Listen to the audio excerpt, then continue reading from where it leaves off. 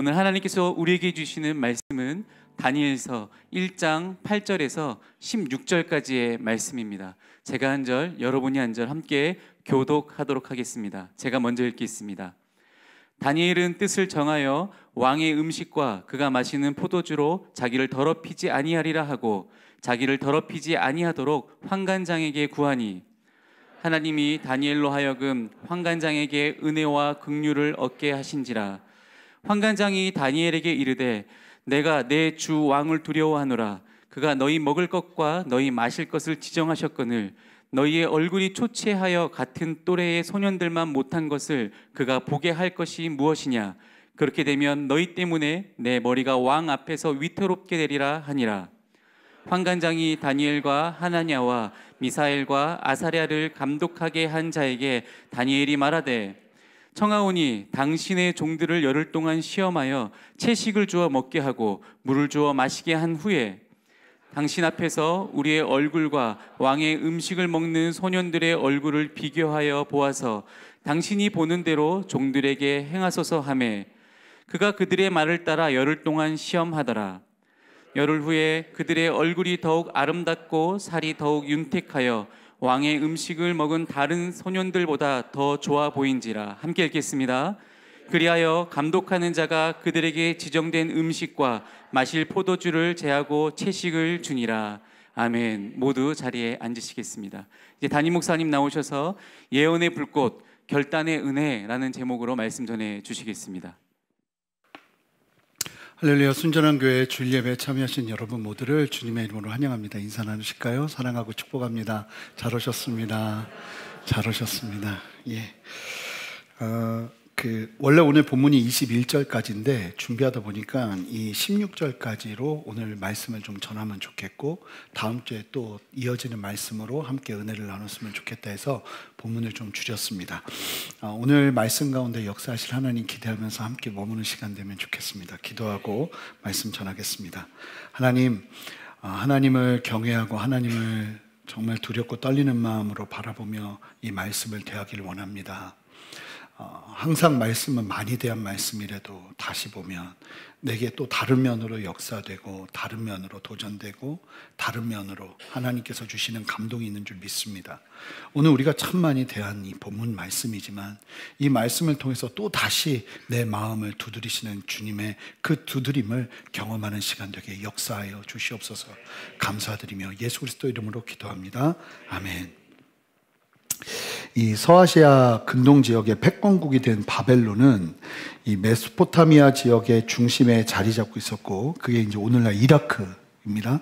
그래서 이라크 사람들은 지금도 우리가 바벨론의 후예다 이렇게 이야기들을 많이 해요. 이 바벨론은 그 당시 2600년, 2700년 전에 엄청난 도시를 구성하고 있었어요. 한번 그림을 좀 보시면 7대 불가사의 중에 하나인 공중정원이 이 느부갓네살 왕 때, 우리가 보는 느부갓네살 왕 때 있었던 것이고, 이 공중정원은 왜 불가사의냐면 2600년, 700년 전에 각 층마다 이 정원을 세우면 방수가 돼야 되잖아요. 그리고 물을 계속 공급해야 돼요. 꼭대기까지. 근데 그게 됐다는 거예요. 그러니까 방수시설이 갖춰져 있었고 물을 공급할 수 있는 기술이 있었고, 지금은 사실은 이제 없어져 있어서 뭐 전설이다 뭐 이런 얘기도 하지만 실제로 있었던 기록이 많이 역사적으로 남아 있거든요. 그리고 우리가 너무 잘 아는 이 이슈타르문이라는 아주 상징적인 성벽문을 세우면서 아주 이 건축술이 엄청났던 곳이 이 바벨론이었습니다. 바벨론은 성벽 위에 마차 2대가 동시에 지나다닐 수 있는 그 정도의 아주 강력한 성벽을 구성하고 있었고, 이 수로와 물들을 관리를 여기가 이 광야 지역이에요. 근데 물을 관리하고 호수를 만들어서 인공호수로 물을 공급하는 그런 기술을 가지고 있었던 그런 나라가 바벨론이었습니다. 그러니까 이 바벨론이라는 도시 자체가 어마어마했던 거예요. 어마어마했던 거예요. 이 바벨론의 왕은 절대 권력을 가지고 있었습니다. 절대 권력. 게다가 왕을 이제 나중에 우리 다니엘서를 보시겠지만 왕을 신격화합니다. 워낙 제국이 넓었기에 왕을 신격화하면서 이 왕 집중적으로 모이게 하고, 그리고는 중앙 집권 체제 아래서 각 지방은 총독과 관리들을 세워서 제국을 아주 탁월하게 관리했습니다. 이 바벨론 이전의 패권국이었던 아수르는 이제 지역을 점령하면 민족 말살 정책을 폈어요. 그래서 민족성 자체를 없애기 위해서 혼혈을 만들어 버립니다. 그래서 북이스라엘도 아수르가 점령했을 때 북이스라엘 사람들을 강제 이주시키고, 그리고 남겨진 사람들은 또 이주된 이방인들이 머물면서 섞이게 만들어요. 그래서 섞인 사람들이 누구예요? 사마리아인들이에요. 그래서 이 유대인들은 이 사마리아인들을 진짜 인간 취급도 안 한 이유가 이제 그런 역사적인 이유 때문이거든요. 그러니까 아수르는 제국을 만들고 나라를 통치하면 나라를 거의 없애버려요. 민족성을 없애버립니다. 그렇게 해서 아수르를 세우는, 그 굉장히 잔인한 사람들이었어요. 물론 바벨론도 그랬지만 이 바벨론은 다른 방식으로 제국을 확장시켜요. 어떻게 하냐면 다문화 수용 정책을 펼칩니다. 여러 민족을 지배하면서도 각 민족의 언어와 문화와 종교의 일정 부분들을 허용하면서 그렇게 나라를 이끈 거예요. 사실은 이 정책이 로마 제국까지 이어집니다. 로마 제국. 사실은 몽골이라는 나라도 제국을 이루면서 했던 것 중에 하나가 이와 같은 정책이었죠. 그러니까 이 바벨론은 아주 다른 차원으로 제국을 형성한 거예요. 그 중에 또 다른 하나가 뭐냐면 엘리트 선발 정책을 펼쳤습니다. 그래서 정복한 나라의 유능한 청소년들, 지난주 말씀처럼 외적으로나 지적으로나 아주 뛰어난 청소년들을 선발해서 바벨론식으로 교육을 시켜서 왕궁의 관리로, 나라의 중앙의 관리로 세우는, 그래서 아주 똑똑한 사람들만 모아서 바벨론화 시켜서 이 바벨론을 강하게 만드는 그런 정책을 펼쳤고, 그 정책으로 인해 수혜를 본 감사한 사람들이 누구냐면 바로 다니엘과 그의 세 친구들이었던 거예요. 유대인들 중에서는. 이렇게 선발이 되면 갈대아인 바벨론의 말과 글을 배우면서 가르침을 받고 왕의 음식과 포도주를 먹으면서 바벨론화 되어야 했고 이름도 개명해야 됐습니다. 완전히 바벨론 이름으로. 그래서 다니엘은 벨드사살, 그리고 다 아시는 것처럼 사드락, 메삭, 아벳느고, 이 완전히 바벨론식 이름으로 바뀌어서 불리게 된 거예요. 그러니까 언어도 식습관도 문화도 그리고 이름까지도 다 바벨론화 시켜서 거기서 이제 이 바벨론의 일꾼으로 세우는 거죠. 어떻게 보면 다니엘에게는 포로로 끌려갔음에도 불구하고 굉장히 놀라운 기회가 펼쳐진 거예요. 그런데 한 가지 아시는 것처럼 느부갓네살 왕이 하사하는 음식을 먹는 게 이게 큰 도전이었어요. 왜냐하면 다니엘은 이제 그 도전 때문에 다음과 같은 결정을 하거든요. 우리가 너무나 잘 아는 8절 말씀 한 목소리로 읽어보겠습니다. 함께 읽습니다. 시작. 다니엘은 뜻을 정하여 왕의 음식과 그가 마시는 포도주로 자기를 더럽히지 아니하리라 하고 자기를 더럽히지 아니하도록 환관장에게 구하니. 여러분, 뜻을 정했다는 말을 원문으로 보면 마음 중심을 분명히 했다는 의미예요. 굳은 결단을 했다는 의미예요. 왕의 음식과 왕이 마시는 포도주로 자기를 더럽히지 않기로 결정했다. 왜 이런 얘기가 나오냐면, 첫 번째, 왕이 하사하는 음식은 유대인들이 먹을 수 없는, 율법적으로 먹을 수 없는 돼지고기나 아니면 말고기나 굽이 달린 짐승들의 음식들, 이런 것들이 나왔을 가능성이 너무나 크고, 그래서 이걸 먹을 수가 없는 거예요, 율법적으로. 그리고 무엇보다 고기와 포도주는 상징적으로 바벨론 신들에게 바쳐진 후에 왕에게 제공되었고 왕이 제공하는 음식이었기 때문에 그 음식을 먹는다면 간접적으로 바벨론 신들에게 예배하는 우상숭배가 되어버리는 거예요. 사실은 1세기 때에도 초대교회 안에 이 문제가 너무 심각해서 이 고린도서에서도 바울이 언급을 하죠. 이방인들에게 이 제사상에 올랐던 음식을 구입해야 되느냐 말아야 되느냐 막 이런 갈등도 있었으니까. 그러니까 왕이 주는 음식을 먹으면 나는 이교적인 행위를 하면서 이스라엘 백성의 정체성을 놓쳐버리는 거예요. 그런 상황에서 우리가 너무나 잘 아는 것처럼 다니엘이 결단을 했다는 거예요. 어떤 결단을 했냐면 먹지 않기로. 자, 다니엘이 뜻을 정한 것 자체가 너무 많은 위험 요소를 가지고 오게 될 거예요. 첫 번째, 이 왕의 음식을 거절하는 것 자체가 왕을 모욕하는 것으로 간주될 수 있어서 아주 위험한 행동이에요. 목숨이 위태로워질 수 있는 결단이라는 거예요. 만약에 왕의 음식을 거절했다는 것을 들키게 되면 다니엘은 죽습니다. 게다가 그걸 허락한 관리도 죽습니다. 이 환관장이 오늘 그 얘기를 하거든요. 그리고 두 번째로 다니엘이 이 음식을 먹지 않겠다고 결정하면 그나마 포로 신분에서 출세할 수 있는 다니엘의 유일한 기회가 어려워질 수 있습니다. 심각하게. 그리고 세 번째로 동료들로부터 압박을 받을 수 있어요. 다니엘과 그의 친구들은 자신들을 다른 이들과 구별되는 존재로 만들어버렸어요. 지금 이 얘기를 하면서. 그리고 이제 앞으로 보시겠지만 다니엘은 음식을 따로 먹습니다. 친구들은. 그러면서 이 모두가 그리하고 있는데 쉽게 말하면 이 낭중지추 튀어나오기 시작하는 거예요. 그러면 뭐 망치로 두들겨 패야죠. 이런 분위기가 될 수밖에 없는 위험 가운데 있었던 거예요. 다니엘은 물론 로얄 패밀리지만 유대에서나 로얄 패밀리지 여기선 포로예요. 그런데 다니엘이 이런 결정을 한다는 건 너무나 많은 리스크, 위험을 감수할 수밖에 없는 거죠. 게다가 또 다른 갈등이 뭐냐면 왕이 주는 음식은 예루살렘에서도 먹어본 적 없는 산의 진미예요. 먹을 걸 좀 좋아하시는 분들은 아시겠지만 이게 보통 어려운 유혹이 아닙니다. 그걸 거절하기로 결정한 거죠. 음식의 유혹도 만만치 않았을 거예요. 포로였잖아요. 뭐 제대로 먹으면서 포로의 걸음을 걸었겠습니까? 겨우 생존하면서 걸었을 텐데. 그런데 다니엘이 자기의 이스라엘의 정체성을 지키기 위해서 이와 같이 뜻을 정한 거죠. 여전히 하나님을 신뢰하면서 하나님 앞에서 코람데오, 지금도 나는 하나님 앞에 있다는, 아니 이 1600km 정도가 떨어져 있거든요. 그럼 어느 정도 거리냐면 걸어서 가면 한국에서 대만까지의 거리예요. 절대로 가까운 거리가 아니에요.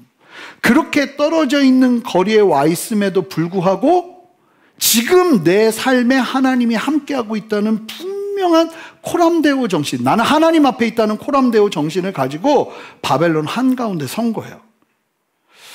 여러분, 이거 결코 쉬운 일 아니죠. 마태복음 16장을 보시면 예수님께서 십자가 행로를 시작하시는 시작점에 어디로 가시는지 아세요? 제자들을 데리고 가이사랴 빌립보를 가요. 가이사랴 빌립보. 이 가이사랴 빌립보가 어떤 지방이냐면, 혹시 사도행전 때 기억하시나요? 바울이 총독이 머무는 곳으로 간 곳이 가이사랴 빌립보였죠. 거기는 로마 도시라고 보면 돼요. 이스라엘에서 제일 화려한 건물과 화려한 신전들이 자리 잡고 있는 곳이 가이사랴 빌립보예요. 그러니까 제일 큰 대도시가 예루살렘이 아니고요, 가이사랴 빌립보예요. 거기는 완전히 새로운 건물들이 막 휘황찬란하게 펼쳐져 있는 곳이 가이사랴 빌립보예요. 저도 얘기는 들었고 사진으로도 봤는데 가이사랴 빌립보는 건물도 지금도 다르더라고요. 옛날 건물이 아주 세련된 건물들이 가이사랴 빌립보에는 굉장히 많아요. 그리고 거기는 이 지중해 연안에 있기 때문에 도시도 너무 아름답습니다. 그곳으로 누구를 데리고 갔냐? 가나안 촌애들을 데리고 가신 거예요, 예수님이. 그리고는 거기서 무엇을 물으시는가? 너희는 나를 누구라 하느냐를 물으세요. 너희는 나를 누구라 하느냐. 세상 권세와 거짓 신들이 가득한 도시 한복판에서 예수님이 물으시는 거예요.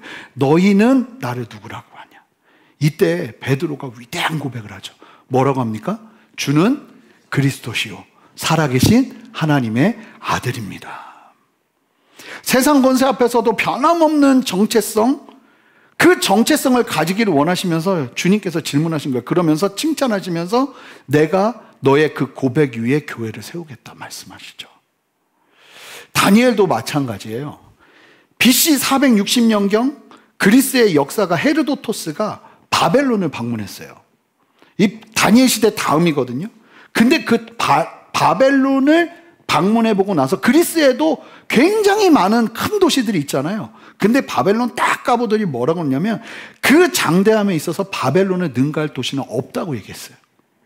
큰 도시들 아덴이고 뭐 다 봤는데 그 도시보다 훨씬 크고 웅장한 도시가 바로 바벨론이더라 하면서 역사가가 기록을 했거든요. 그 세상 권세의 끝을 보여주는 도시 바벨론, 게다가 바벨론의 중심 왕의 궁정에 서게 된 다니엘은 어땠을까요? 예루살렘이 전부인 줄 알고 살다가 가보니까 다리가 후덜거렸을 거예요. 그런데 놀라운 게 뭐냐면 전혀 흔들리지 않고 있다는 거예요. 후덜거려도 마음 중심은 흔들리지 않고 있다는 거예요. 바벨론 사람들은 여호와 하나님에 대해서 관심도 없고 알려고 하지도 않아요. 관심도 없어요. 그럼에도 다니엘은 너무나도 분명한 신앙을 가지고 있어요. 그리고 그 신앙을 온전히 지키기 위해 결단을 한 거예요. 왕의 음식으로 나를 더럽히지 않기로. 그렇다면 이렇게 귀한 믿음의 결단을 한 다니엘이 세상을 어떻게 대했는가? 자, 8절을 보시면 환관장에게 구했다고 얘기해요. 아주 조심스럽고 정중하게 요청했다는 거예요. 그러자 환관장이 말합니다. 10절을 보시면 환관장이 다니엘에게 이르되 내가 내 주 왕을 두려워하노라. 그가 너희 먹을 것과 너희 마실 것을 지정하셨는데 너희 얼굴이 추차하여 같은 또래의 소년들보다 못한 것을 그가 보게 할 것이 무엇이냐. 그렇게 되면 너희 때문에 내 머리가 왕 앞에서 나 죽는다 이 얘기하는 거예요. 환관장이 염려하는 다니엘을 향해 염려하는 내용을 듣게 되죠. 고기와 포도주를 먹고 마시지 않으면 얼굴이 초췌해져서 다른 소년들과 비교되어 이로 인해 다니엘이 왕의 음식을 거절한 것이 드러나게 될 것이다. 여러분 항상 그렇지만 일단 두드려보고 얘기를 들어봐야 돼요. 얘기를 들어보면 길은 보여요. 이 얘기를 듣다 보니까 다니엘에게 길이 보이기 시작하는 거예요. 그러면서 이 다니엘이 지혜롭게 요청을 합니다. 정중하게 요청하고 지혜롭게 요청해요. 하나님이 너무나 분명하게 말씀하셨어도 세상을 대하는 방식은 정중함과 지혜로움이에요. 이야기를 하다 보면 길이 보인 그 다니엘이 이렇게 얘기해요. 12절, 13절. 청하오니 당신의 종들을 열흘 동안 시험하여 채식을 주어 먹게 하고 물을 주어 마시게 한 후에 당신 앞에서 우리의 얼굴과 왕의 음식을 먹은 소년들의 얼굴을 비교하여 보아서 당신이 보는 대로 종들에게 행하소서. 자, 그러니까 끝까지 우기는 게 아니에요. 10일만 한번 테스트해 보십시오. 그리고 우리는 채소만 먹을 것이고 고기만 먹는 소년들과 10일 후에 한번 비교해 보십시오. 그리고 우리의 얼굴이 초췌하면 그때는 당신이 원하는 대로 난 하겠습니다. 여러분, 굉장히 지혜롭게 자기를 이야기하고 있는 거예요. 끝까지 우기는 게 아니에요. 설득을 하고 있는 거예요. 하나님께서 주신 마음으로 결단을 했다고 해서 여러분 우리가 신앙을 지킬 때요, 이와 같은 겸손과 정중함과 지혜가 세상과 함께해야 될 줄 믿습니다. 여러분 예수 믿는 사람은 무례하면 안 돼요. 여러분 사랑은 무례하지 않는다고 했어요. 아시죠? 예수 믿는데 무례하다? 예수 믿는데 교만하다? 예수 믿는데 함부로 한다? 세상 사람들도 예수 믿는 사람들을 보면서 너무 무례한 거 아니야? 이렇게 생각하게 한다면 여러분 우리는 뭔가 잘못하고 있는 거예요.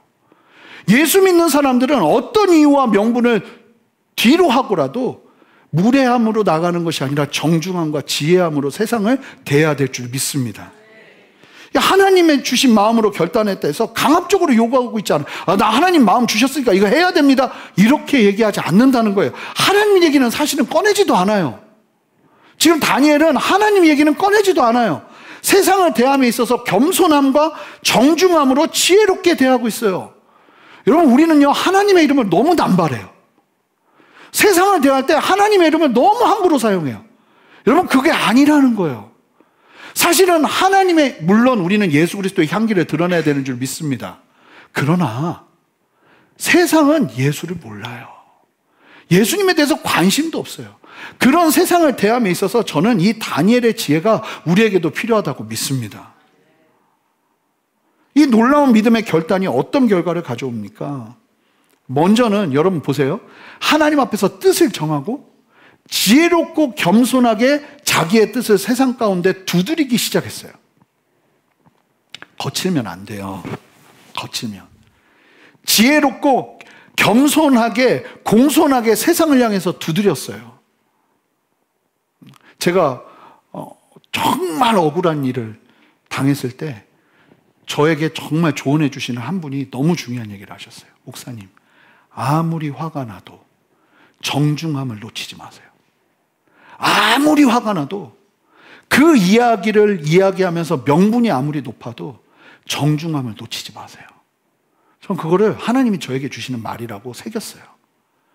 이게 되게 중요한 거예요. 여러분 그렇게 하나님 앞에서 뜻을 정하고 방법을 정해서 하나님의 방법으로 나아가니까 어떤 일이 벌어지는가? 여러분 보세요. 첫 번째, 여러분 뜻을 정하는 사람에게 부어지는 하나님의 복은 분명해요. 어제 새벽 말씀도 똑같아요. 하나님이 기적과 한 번도 보지 못한 기적을 보여줄 것이고 너희를 보호할 것이라고 하나님 약속하세요. 그 약속이 지켜지려면 뭘 해야 되냐면 40일 기도를 해야 되고 맨날 예배해야 되고 이런 얘기가 아니라 하나님과의 약속을 지켜야 돼요. 하나님과의 언약 안으로 들어가야 돼요. 그러면 하나님이 우리와 함께 하세요. 여러분 보세요. 뜻을 정하니까 하나님이 일하기 시작하세요.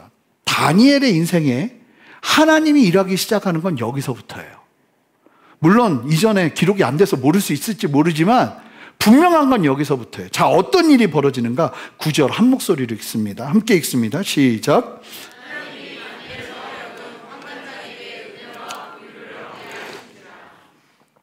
여러분, 환관장이 다니엘에게 긍휼, 연민, 부드러운 마음을 가져 은혜, 이 원문으로 보면 호의나 친절을 베풀었다고 그래요. 그러니까 환관장이 이유를 모르겠어. 근데 얘네들만 보면 마음이 막 가요. 여러분, 이런 경험을 우리 예수 믿는 사람들 해야 돼요. 근데 어떻게, 그러면 이걸 한마디로 뭐라고 그래요? 만남의 축복이라고 그러잖아요. 만남의 축복은 어떤 사람에게 부어지냐? 하나님을 위해 뜻을 정하는 사람에게 부어지는 줄 믿습니다. 분명한 거예요. 여러분 잘 보시면 이게 환관장의 마음이 어때서가 아니라 성경이 뭐라고 분명하게 말하냐면 하나님이 이 일을 주관하고 하고 계시다는 거예요.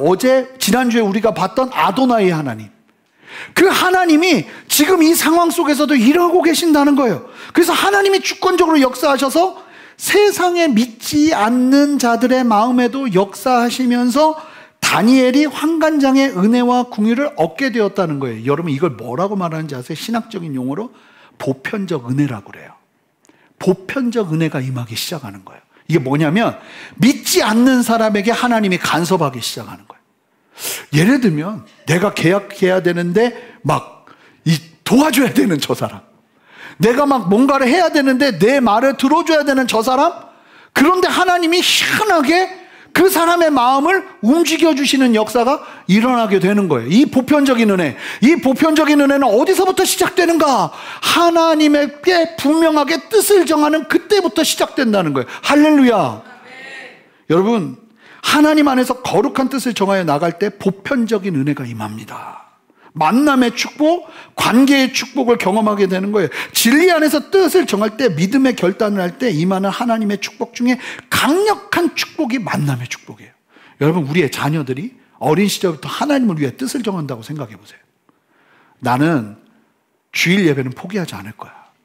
나는 하루에 하나님 앞에 머무는 시간을 포기하지 않을 거야. 이렇게 뜻을 정한다고 생각해 보세요. 그럼 뭐가 따라올까요? 보편적 은혜가 따라오기 시작하는 거예요. 여러분, 저도 제 인생을 보면 분명해요.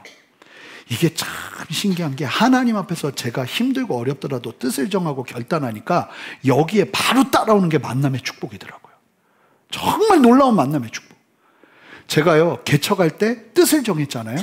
그러고 나니까 여러분들에게 다 말씀을 못 드리는데 어떻게 이런 분을 만났지 하는 분들과의 만남의 축복이 일어나더라고요. 그리고 그분들이 함께 기도하면서 돕기 시작하더라고요. 그리고 그런 분들 중에 또 대부분이 여러분들이시기도 하고요. 만남의 축복이 붙기 시작하는 거예요. 뜻을 정하니까. 뜻을 정하니까 거기에 제가 보니까 사람도 붙고 재정도 붙더라고요. 이게 너무 중요한 거예요. 우리가 왜 인생 속에서 이 만남의 축복, 보편적인 은혜가 함께하지 않는가? 뜻을 정하지 않기 때문이에요. 우리가 물에 물 탄 듯 술에 술 탄 듯 세상을 그렇게 살아내고 있기 때문이에요. 우리가 만약에 하나님 앞에서 담대하게 뜻을 정하고 그렇게 나가기 시작하면 보편적인 은혜가 함께하기 시작하는 거예요. 차디찬 그 포로 생활 한가운데서 따뜻한 하나님의 손길을 환관장을 통해 경험하기 시작하는 거죠. 그리고 보세요. 15절, 16절. 열흘 후에 그들이 얼굴을 더욱 아름답고 살이 더욱 윤택하여 왕의 음식을 먹는 다른 소년들보다 더 좋아 보인지라. 그리하여 감독하는 자가 그들에게 지정된 음식과 마실 포도주를 제하고 채식을 주니라. 15살짜리가 건강식단을 차려서 먹었다고는 생각하지 않아요. 그 당시에 게다가 아무리 생각해도 분명한 건 여러분 채소 대충 먹으면서 그러면서 하나님이 나에게 힘주시겠지 그랬을까요? 다니엘은 이걸 지키기 위해서 고기 먹는 것보다 채소를 더 많이 먹었을 겁니다. 그게 얼마나 힘든지 아시죠? 고기보다 채소 더 많이 먹는 게 이게 쉽지 않은 일이에요. 저 요즘 오늘 안 오셨는데 오인균 목사님이 요즘 그 식단 막 이런 거 막 도전 엄청 하시거든요. 만나면 목회자 건강해야 된다고 그러면서 채소를 막 먹어야 된다고 이게 막 식단 이렇게 정해서 막 보내주세요. 그거 먹으려니까 너무 힘들더라고요. 근데 다니엘이요 어떻게 했을까요? 정말 고기 먹는 사람들과 싸우기 위해서 채소를 엄청 먹어댔을 거예요. 그러면서 몸 관리도 엄청 했을 거라는 거예요. 그러자 다니엘과 세 친구들이 자신들을 하나님의 말씀 안에서 지키며 살아갈 수 있는 길이 열리기 시작해. 어떤 일이 벌어집니까? 얼굴이 더 좋아요. 여러분, 세상에서 신앙을 제대로 지키고 살려면 반드시 믿음의 결단을 요구하는 벽을 만나요. 그걸 넘어야 길이 열려요. 근데 거기서 계속 타협하면 길은 안 열려요. 내 길만 열리겠죠. 하나님의 길은 안 열려요. 사랑하는 성도 여러분, 어떤 도전들이 믿음 안에서 내가 결단해야 되는 상황이 왔구나 하는 생각이 들 때, 그 도전들이 다가올 때 믿음으로 뚫어내시는 저와 여러분 되시기를 주님의 이름으로 축복합니다. 이 다니엘은 놀라운 사실은 그렇게 결정하고 채소를 먹었는데 하나님께서 힘을 주시기 시작했어요. 고기를 먹고 포도주를 마시는 사람들보다 물을 먹고 채소를 먹고 나아가는 다니엘의 얼굴이, 새 친구의 얼굴이 훨씬 좋아지는 일들과 역사가 일어나기 시작했다는 거예요. 우리가 믿음의 결단을 할 때 여러분 다시금 기억하시기 바랍니다. 다니엘은 아주 정중하고도 겸손하게 세상의 지혜를 가지고 세상을 대했어요. 그리고 그 결단을 통해 하나님은 환경을 바꾸시고 사람의 마음을 움직이셨고 길을 여셨어요. 그러니까 결단 속에서 하나님의 길내심과 역사하심과 다스리심이 함께하는 거예요. 잘 보세요. 내가 예수 믿으면서 결단 한번 한 적이 없어요. 내가 주님 위해서 이거는 끊어야지. 내가 주님 위해서 이건 하지 말아야지. 내가 주님 위해서 내가 예수 믿는 사람으로 이런 삶을 살아야지 하는 결단이 없다면요, 잘 보세요. 그냥 여러분 인생 사는 거예요. 근데 결단이 함께 하잖아요. 그러면 그 결단에 하나님의 보편적인 은혜가 임하고 하나님의 길내심이 임하고 하나님의 역사가 임하는 겁니다. 뜻을 정하는 게 그만큼 중요한 거예요. 여러분, 저와 여러분들 안에 이 뜻을 정하는 은혜가 있기를 주님의 이름으로 축복합니다. 그런데 한 가지 궁금한 사실이 있어요. 뭐냐면 다니엘이 포로로 끌려왔어요. 이 사랑하는 사람들과 강제로 분리되어서 예루살렘에서 약 1,500km, 1,600km 정도 되는 타국 땅에 포로로 끌려온 거예요. 한편으로는 여러분 이렇게 볼 수 있어요. 하나님께서 다니엘을 보호해 주지 않으셨어요. 오늘 말씀을 보셔서 아시지만 다니엘은 귀한 믿음을 가지고 있었음에도 하나님은 다니엘을 보호해 주지 않으셨어요. 오늘 본문에서 그래서 너무나도 순전한 신앙을 갖고 있었음에도 불구하고 하나님은 다니엘이 포로로 끌려가는 과정에서 보호해 주지 않았고요. 그 상황에서 다니엘은 충분히 실망하고 원망하고 신앙을 떠날 수도 있는 상황이에요.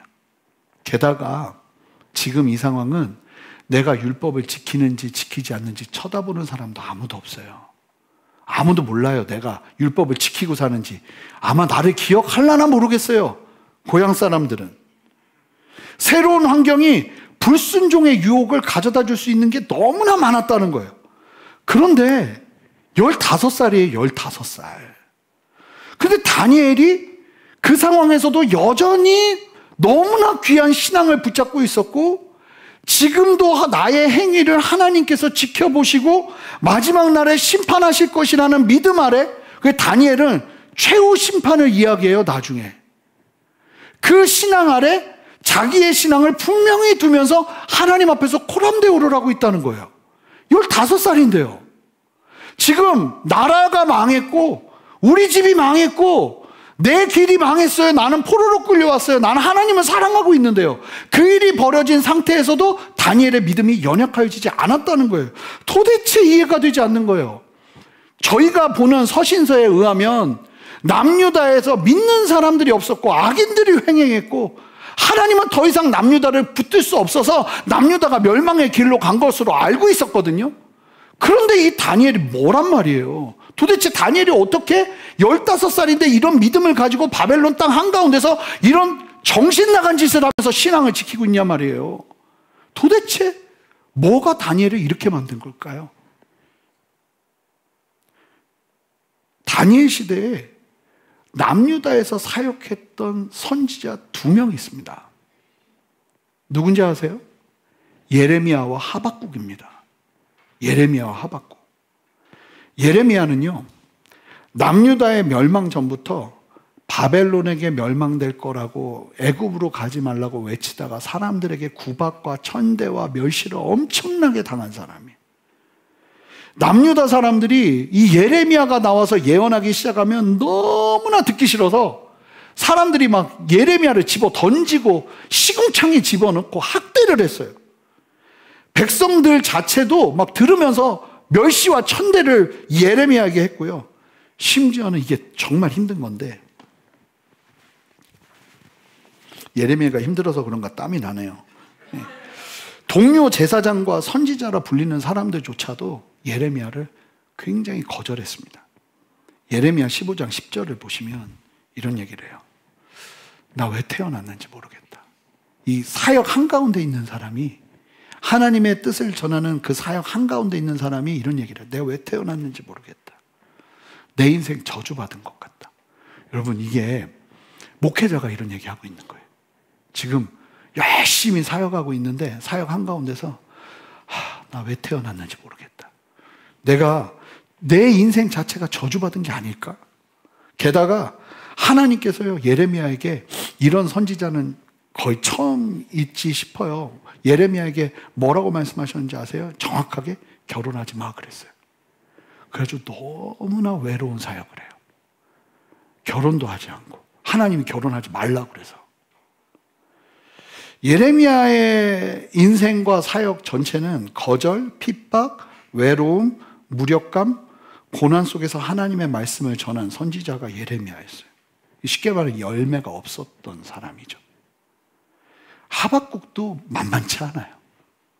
하박국은 아시는 것처럼 시작하자마자 신경질 내면서 하나님께 신경질 내면서 시작이 됩니다.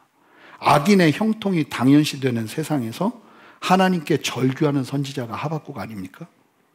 그런 그가 하나님을 만난 후에 뭐를 선포하기 시작하냐면, 오직 의인은 잘 되는 걸로 사는 게 아니라 믿음으로 말미암아 사는 거라는 걸 남유다에 선포하기 시작해요. 의인은 무화과 나무잎이 마르고 포도 열매가 그치고 감람나무의 소출이 끊기고 외양간에 송아지가 없고 밭에 소출이 없어도 여호와로 인하여 기뻐하고 즐거워하며 믿음으로 사는 거라는 걸 외치기 시작해요. 하박국이 물이 바다를 덮은 같이 여호와의 영광을 인정하는 것이 가득하리라고 고백했던 그 고백은 이스라엘의 멸망이에요. 그런 걸 선포하기 시작한 거죠. 열매가 없는 너무나 외로운 걸음을 걸었던 예레미야와 하박국이었지만, 잘 보니까 그들의 그 처절한 순종과 예언의 외침이 절대로 쓸모없는 게 아니었다는 거예요. 아무리 열매가 없어도 여전히 하나님을 전심으로 붙잡고 다니는 다니엘과 새 친구 같은 사람들이 그 말씀의 열매로 드러나기 시작해요. 예레미야 이 말씀을요, 여러분 다니엘이 9장 2절에 보면 이제 거의 굉장히 많은 시간이 지난 후에 이 고레스 왕 앞에서 이 말씀이 선포가 되는데, 우리 함께 다니엘서 9장 2절 말씀 볼까요? 한 목소리 읽습니다. 시작. 곧 그 통치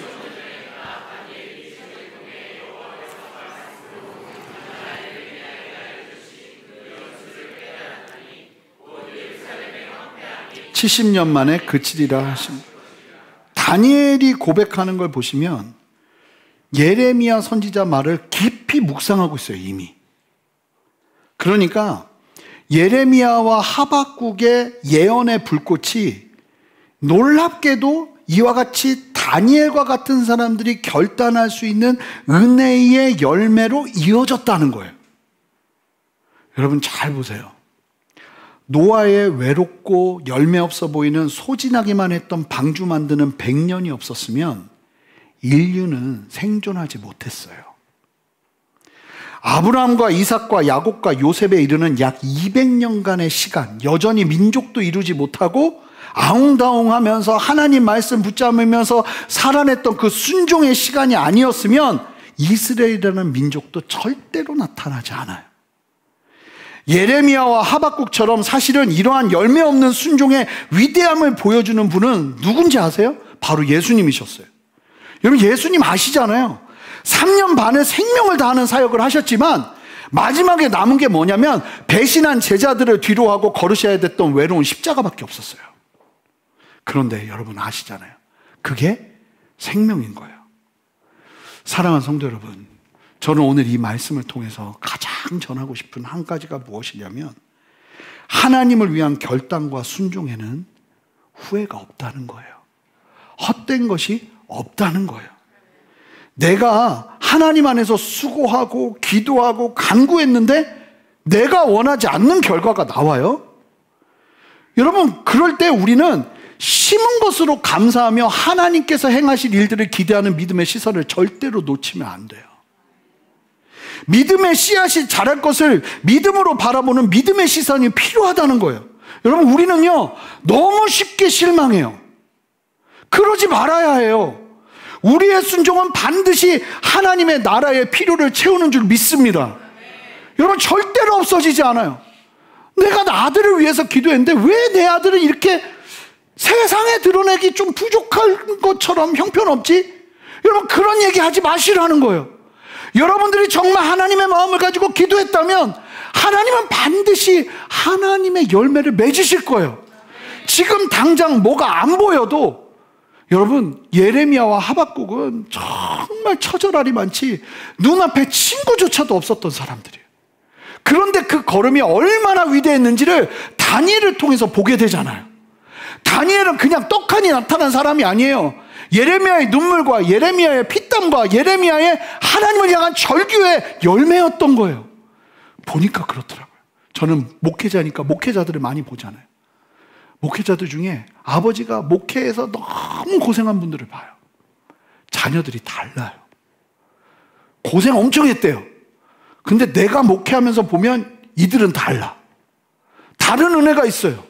하나님의 다른 돌보심이 있어요. 저는 기대해요. 내 다음 세대가 누릴 은혜, 내 그 다음 세대가 누릴 은혜. 왜요? 나는 믿음으로 심으니까요.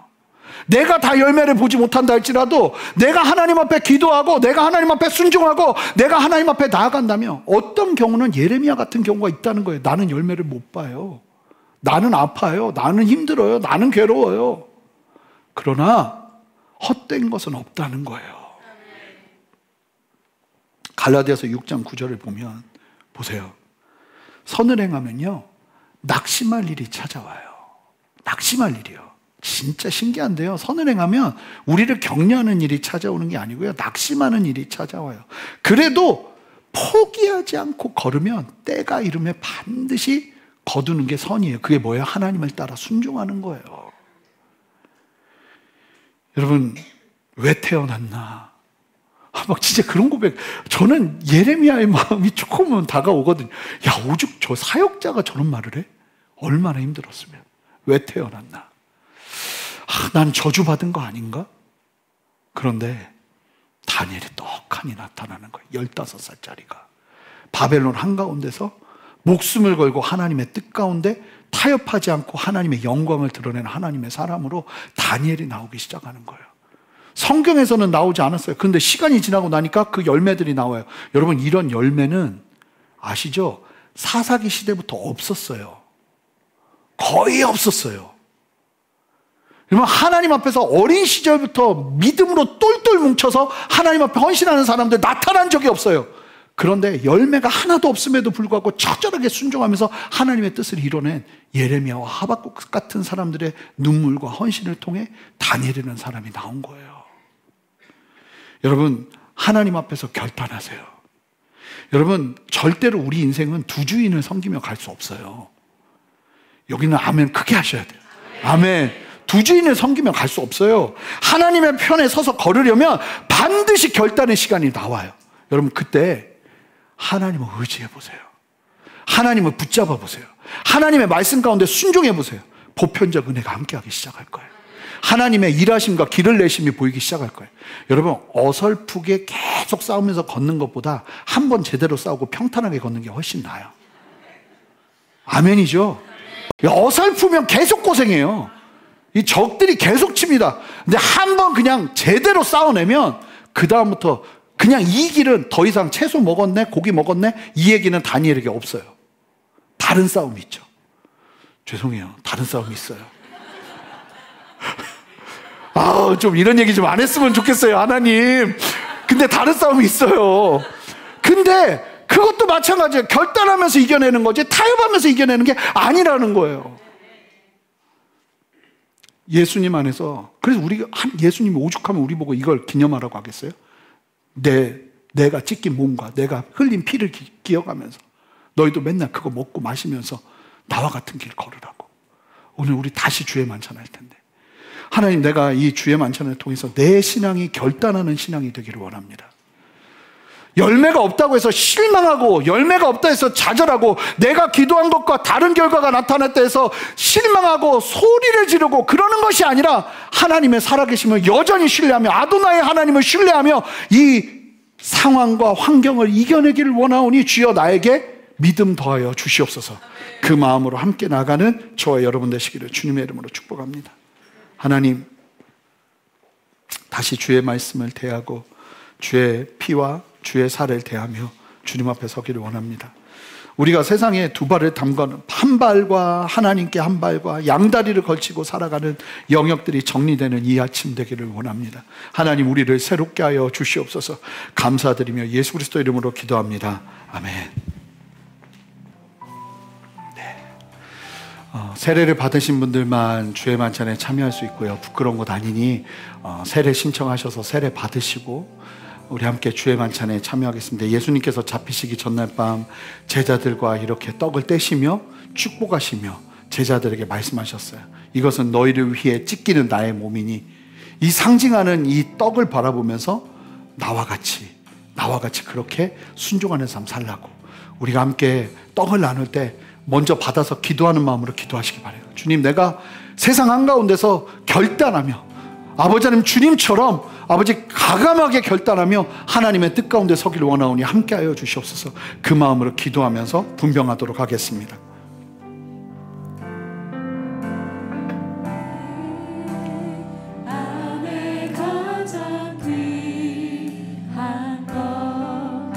예수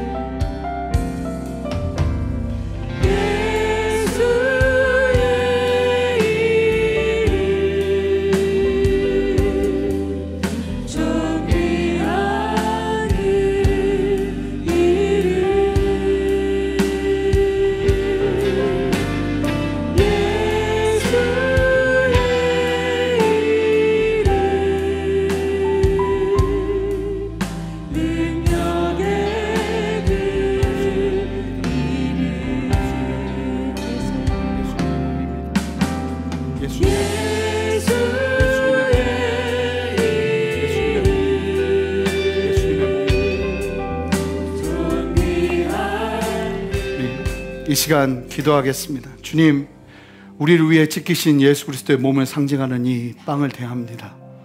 주님, 육적인 섭취에서 머무는 것이 아니라 영적으로도 하나님 우리의 자리에서, 우리의 삶의 자리에서 하나님 믿음의 결단을 하며 주님과 함께 온전하게 서는, 주님과 함께 온전하게 연합하는 그 은혜 누리기를 원하오니 이 떡을 먹을 때 하나님의 은혜로 우리의 마음에 확정된 역사를 허락하여 주시옵소서. 감사드리며 예수 그리스도 이름으로 기도합니다. 아멘. 주의 몸에 동참하시겠습니다.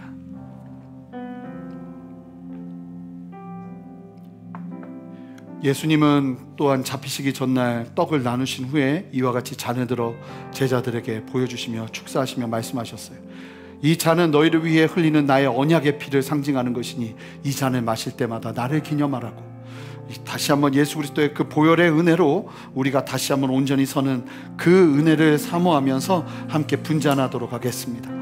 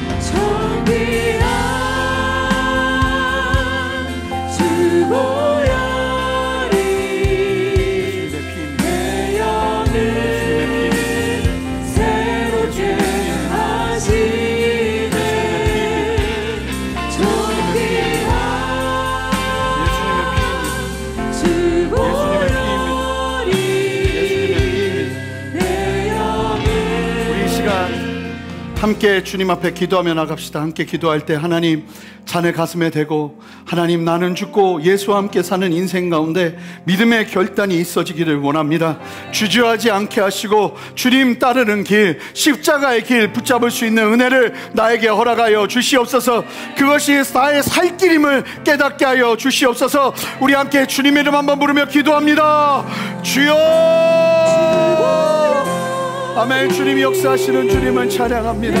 하나님 은혜 베풀어 주셔서, 하나님 역사하여 주셔서, 하나님 은혜 베풀어 주셔서, 하나님 거절하기로 결정하는 은혜와 역사가 일어나게 하여 주시옵소서. 하나님 결단하는 은혜가 일어나게 하여 주시옵소서. 하나님의 백성으로 온전히 서는 은혜를 허락하여 주시옵소서. 감사합니다 주님, 감사합니다 주님. 역사하시는 주님을 찬양합니다. 감사합니다 주님. 주님의 말씀 기억하며 세상에 주님 앞에 드리는 순종은 어느 것 하나 버릴 것이 없음을 깨닫고 아버지, 우리의 걸음이 추워도 연약하여지지 아니하고 하나님을 신뢰하며 나아가는 은혜 위에 있기를 원합니다. 주여 역사하시고 우리를 예수의 피와 예수의 그 권세 아래 다시 한번 새롭게 하여 주시옵소서. 믿음의 결단이 있게 하여 주시옵소서. 감사드리며 예수 그리스도 이름으로 기도합니다. 아멘. 함께 주의 잔에 동참하시겠습니다.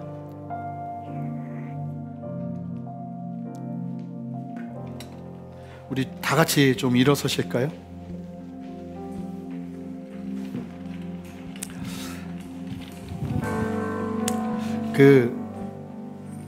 두 가지 기도하고 싶은데요. 첫 번째는 우리가 기도했지만 여러분, 우리 다 좀 눈을 감아 볼게요. 여러분들의 삶 속에 거절을 결단해야 되는 영역이 있어요. 그게 사람일 수도 있고 여러분들의 감정들일 수 있어요. 그 감정이 나를 휘감지 못하도록 내가 결단하길 원합니다. 하나님, 내가 나를 지키기로 결단합니다. 하나님을 바라보는 아버지의 백성으로 내 마음을 결단하고 내 삶을 결단합니다. 이런 결단이 좀 필요하다는 마음이 계속 들어요. 그래서 우리 함께 좀 기도하길 원해요. 우리 그런 분들마다 다 믿음의 두 손을 드시기 바래요. 하나님, 내가 결단하며 나갑니다. 하나님 역사하여 주셔서 아버지의 마음으로, 아버지, 내가 용납하지 않게 하옵소서. 내가 아버지 거절할 수 있는 힘을 주시옵소서. 하나님, 결단하며 나갈 수 있는 믿음의 결단을 허락하여 주시옵소서. 함께 주님의 이름 한번 간절히 부르며 기도합니다. 주여! 하나님, 이 시간 역사하여 주셔서 하나님 안에 믿음으로 결단할 수 있는 은혜를 허락하여 주시옵소서. 두려워하지 않게 하시고 믿음으로 나아가게 하시고 하나님의 마음으로 나아갈 수 있는 은혜를 허락하여 주시옵소서. 허락되는 대로, 일어나는 대로 내 마음을 두지 않게 하시고 하나님 앞에서 담대하게 내 생각과 내 마음을 결단할 수 있는 은혜를 허락하여 주시옵소서. 하나님 붙들어 주시옵소서. 아버지 하나님, 더 담대하게 세워주시기를 원합니다. 내 마음 가운데 강하고 담대한 주님의 마음을 허락하여 주시옵소서. 아버지의 마음을 허락하여 주시옵소서. 두려워하지 않게 하옵소서. 담대하게 하옵소서. 하나님의 마음으로 담대하게 나아가는 은혜를 허락하여 주시옵소서. 여러분, 거절하세요. 거절하기로 선포하세요. 거절하기로 결단하세요. 하나님이 여러분들을 지켜주실 거예요. 보편적인 은혜가 함께 할 겁니다. 보편적인 아버지의 은혜가 붙기 시작할 거예요. 두려워하지 마세요. 하나님 앞에 담대하게 결단하십시오. 할렐루야, 할렐루야. 주님 역사하여 주시옵소서. 이 결정에 힘을 더하여 주시옵소서. 아멘. 우리 한 가지 더 위해서 기도할 텐데, 나라를 위해 기도합시다.